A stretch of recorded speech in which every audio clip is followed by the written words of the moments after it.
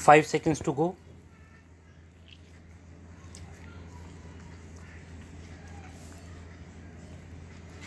Start. I am thankful to you for having given me this opportunity long last to say a few words on the budget. Already much has been said, and I think the finance minister has come in for his share of congratulations as well as criticisms. So there is not very much to say, but I should like to say a few words. The increased development expenditure and the absence of any new taxation has earned for the budget a good response even from the businessmen. I especially welcome the relief given to the middle classes by raising the exemption limit of income tax in respect of personal income. No doubt this is some relief to the middle classes, but I would request the finance minister if he could to raise this exemption limit from rupees 4000 to rupees 6000, as that would give substantial relief to the middle classes. I am indeed glad that the Taxation Inquiry Commission has been appointed with Dr. John Mathai as the chairman, and I am sure that many of the vexed problems may be solved through this commission. At the same time, I would request the finance minister to put off the estate duty bill for the present, since this inquiry commission has been appointed and they may go into this question. For I feel that it is not an opportune moment to put on more taxes on the people. Already, as Mr. Gadgil has pointed out, there are so many taxes on the people. The people are overburdened by taxes and they are just trying to recover their stability. So, in regard to estate duty, I would ask him to consider about it. My reason for asking it to be postponed is, as I have said, that the people are still facing economic distress, and then our government is not able to offer the amenities which other countries have, where the estate duty exists, such as free compulsory education for children, free medical aid, homes for the poor and the destitute, old age pension, etc. So, my humble suggestion is that this point may be considered by the Taxation Inquiry Commission. I agree that there is a brighter side of the picture, and that instead of continually harping on our poverty, we should also see the bright side. We are making encouraging progress towards laying the foundation of a welfare state.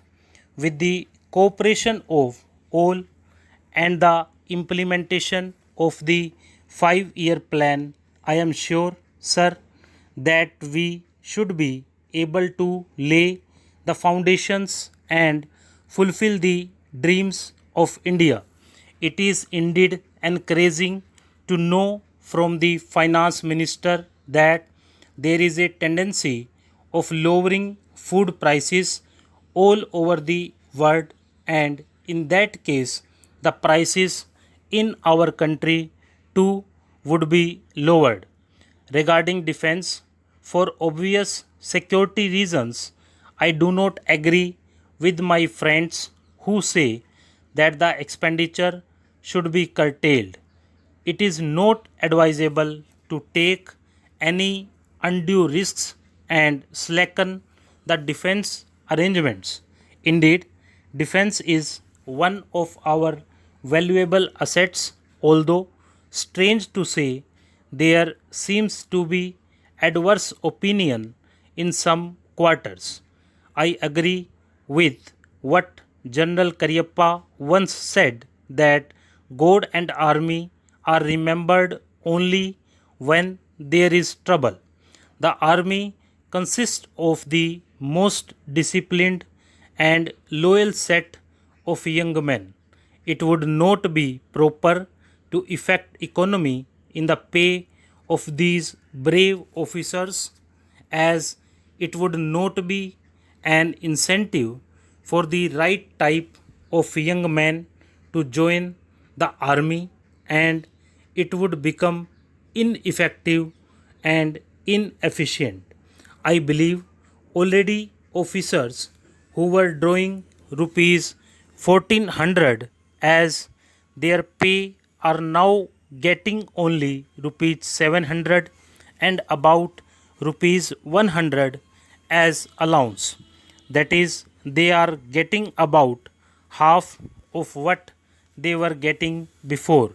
It is very hard for those officers on field duty to establish separate establishments for their families and for their children, and I would specially appeal to the finance minister to see that the family allowances may be restored to those officers who are on field duty. Economy in army could be effected in other ways. There is scope for more efficient operation of defense industries, which process seems slow, and by purchase policy of utilizing goods and stores indigenously manufactured. Preference should be given to country made war materials, such as could be produced here, and they would be cheaper than foreign made goods. I may also suggest that the armed forces who are not on field service or under any operational commitments could be utilized for giving military training to the youths in schools and colleges, which would teach discipline and loyalty. The university authorities should make military training as part of their compulsory education, just as they have adopted social, domestic, and political sciences. The National Cadet Corps is already inculcating military training in some universities such as Bombay and Calcutta. But if military training is made compulsory for our university students, it will go a long way. Stop.